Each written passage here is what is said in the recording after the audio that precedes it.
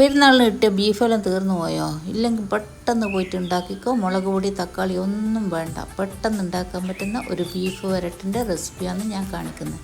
ഈ ബീഫിൻ്റെ അളവൊന്നും എനിക്കിപ്പം പറയാൻ പറ്റൂല, എനിക്ക് ഗിഫ്റ്റ് കിട്ടിയ ബീഫാണ്.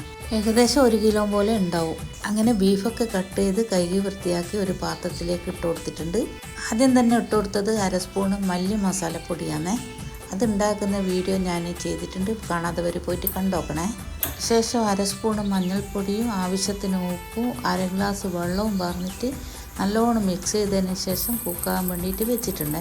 ഇനി വെജിറ്റബിളിൻ്റെ ആവശ്യമുണ്ട്. 2 വലിയ ഉള്ളിയും 6 പച്ചമുളകും 10 അല്ലി വെളുത്തുള്ളിയും ചെറിയ പീസ് ഇഞ്ചിയും കട്ട് ചെയ്തതാണ് കാണിക്കുന്നത്.